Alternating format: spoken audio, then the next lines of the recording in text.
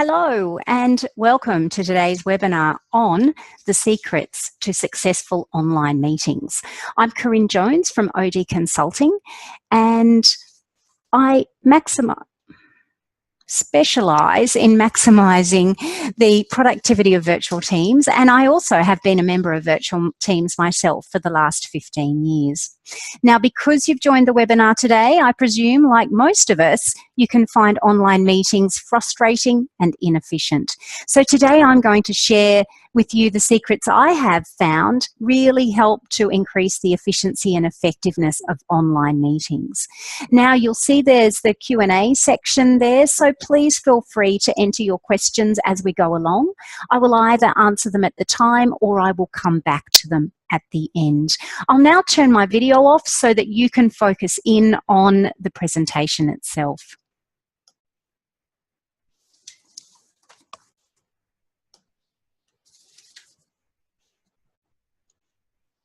It's probably no surprise to you at all that 87% of virtual team members identify communication as the greatest challenge to working virtually.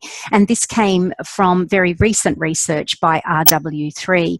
It also identified the lack of face-to-face contact as being a really big challenge in virtual teams. So the quality of your virtual team meetings is very important in assisting your team members to excel. But have you ever wondered what your team members get up to in a team meeting, particularly if it is only audio, not video? This recent research from Harvard paints a very scary picture. As you can see, 2/3 of team members report that they do other work or send an email during an online meeting. More than half are eating or making food, and we'll come back to that. Around half, though, are going to the restroom, texting or checking social media. And a number are also playing video games, online shopping, exercising, or taking another call. So a pretty grim picture. So let's look at how you can make sure that your team members are not doing those things and fully engaged in the meetings. Firstly, I suggest you use video for your meetings whenever possible. There are so many tools out there now that are very easy to use, very low cost, a number of them, particularly if you are a small business. It's so much easier to get people engaged if you're using video. Plus, you have the non-verbal communication, so there's so much more context to the communication, particularly if there needs to be interaction and you might be talking around some complex issues. Much easier for people to really understand what's being discussed. Now, there are a number of things that you can do before a meeting to increase the chance of success within the meeting. I firstly suggest that you develop some protocols around your meetings and involve your team members in developing those protocols. Consider your time zones, particularly if you have people from a range of different locations and different time zones.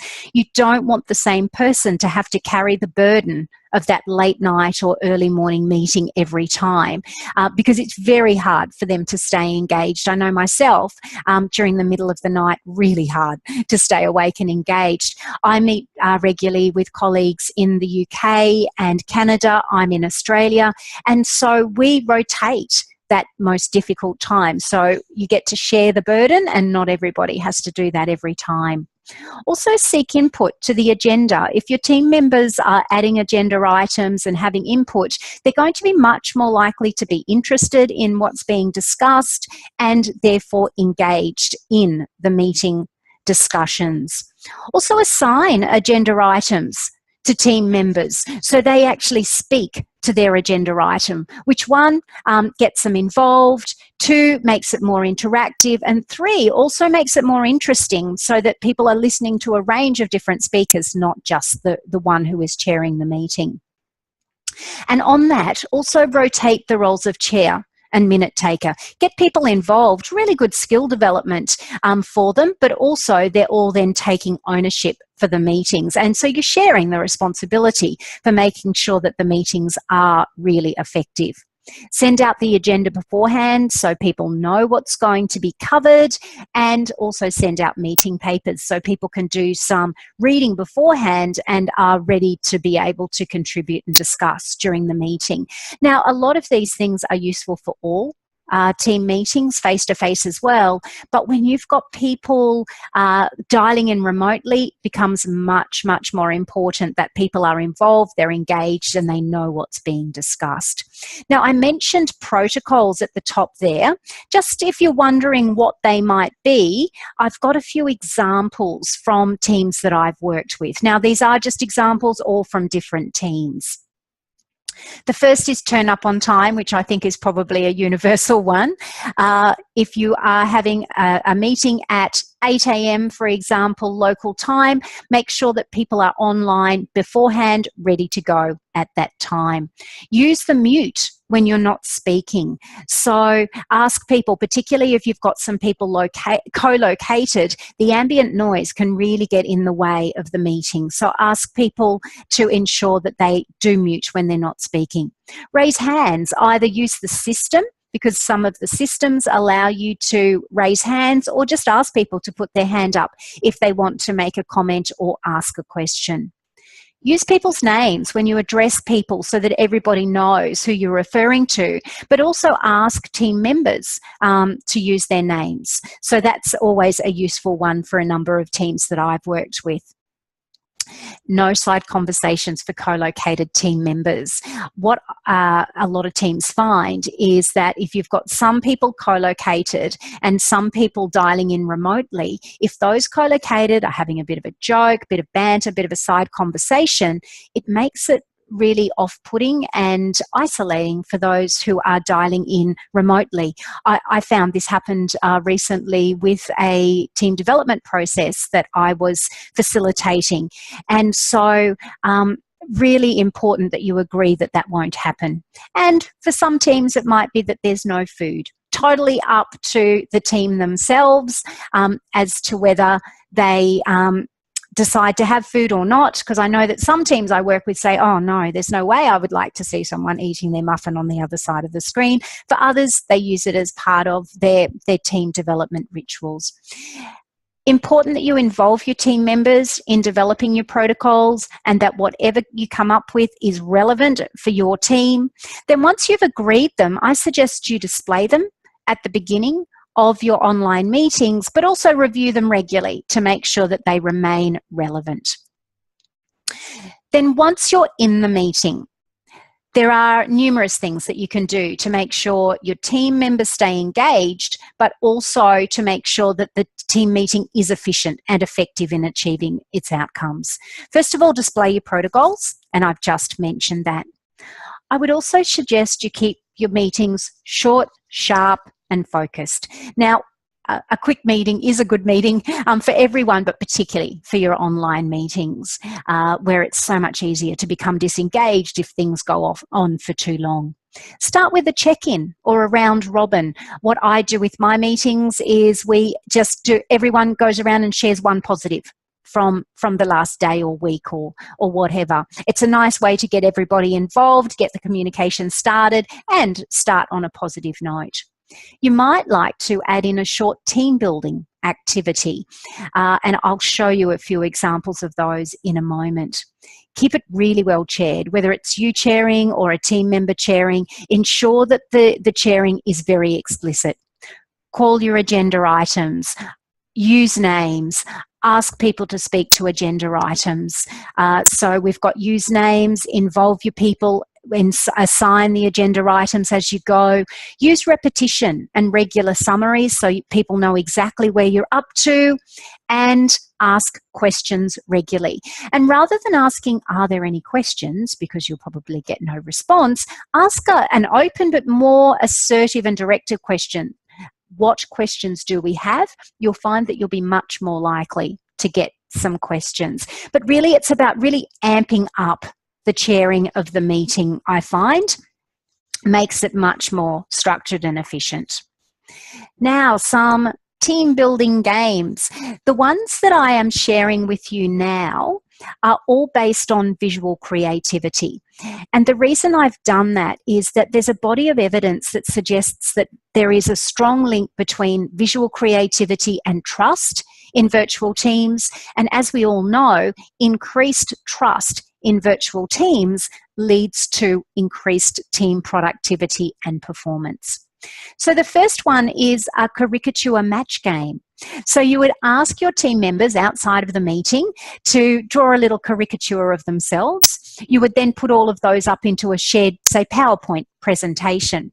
And at the beginning of the meeting, put them all up and see if people can guess who belongs to which caricature. If people don't feel as though they're quite that artistic, you might like to just ask people to choose images, maybe from the internet or photos that they have.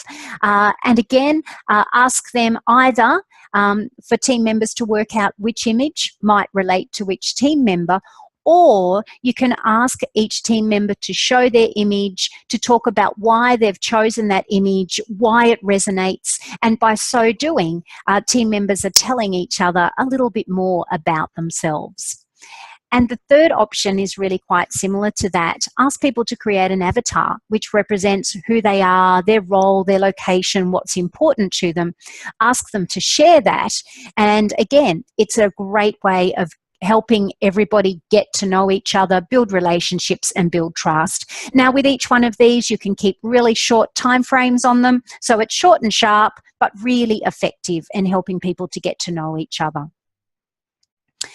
The way you close your meeting is also really important so that it doesn't just fade away off into the distance along with the important action items. So ask for any outstanding questions. And as I mentioned, ask what questions do we have rather than are there any questions.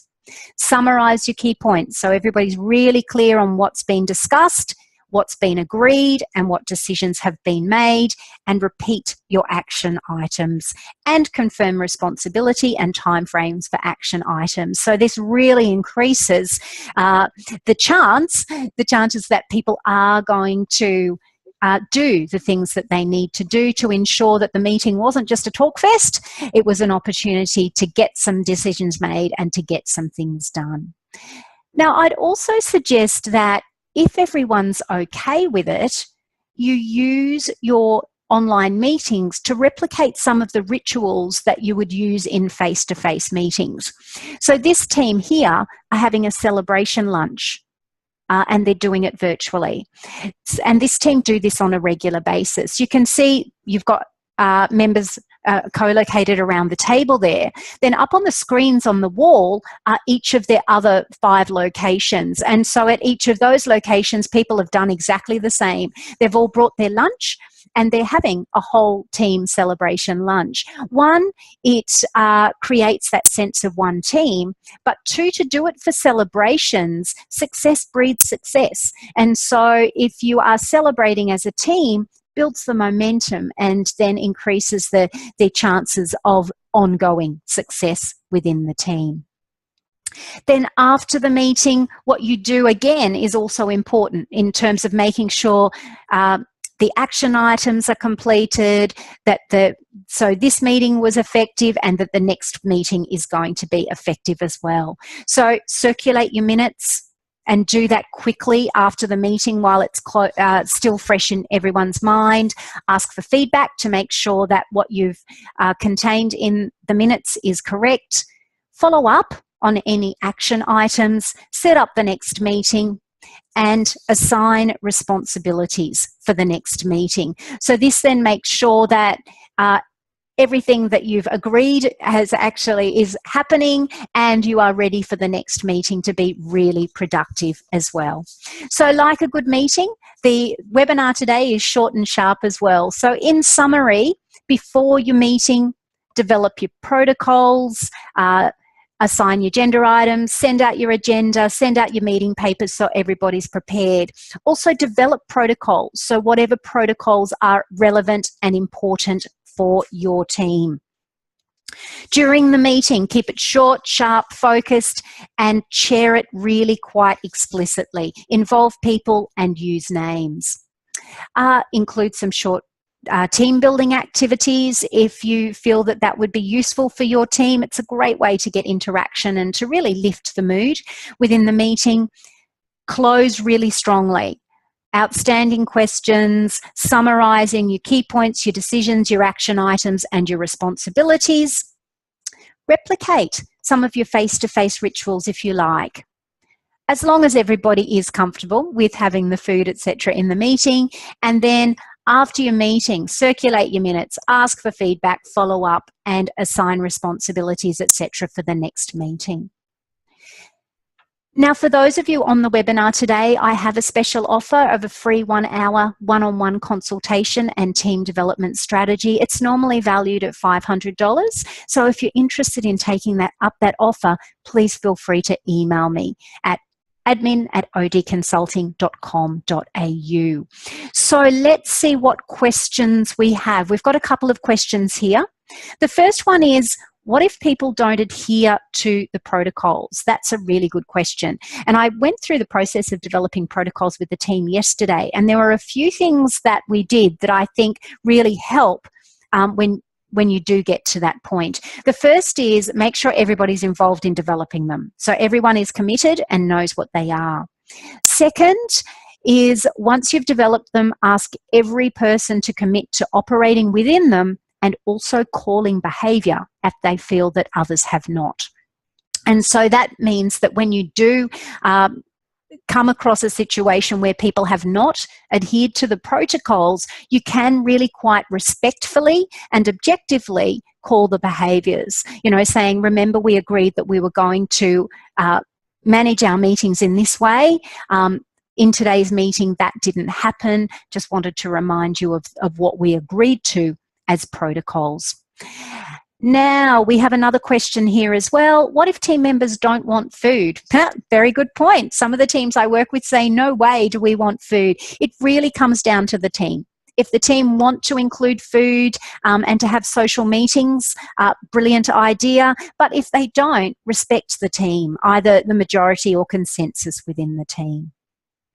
So that brings us to the end of the webinar. Thank you for joining me today. I hope you did find that useful. I wish you all the best with your future online meetings. And if you would like more information or to read blogs, newsletters, or to look at the other recorded webinars, go to www.leadingvirtualteams.com.au. Thank you, everybody, and have a great day.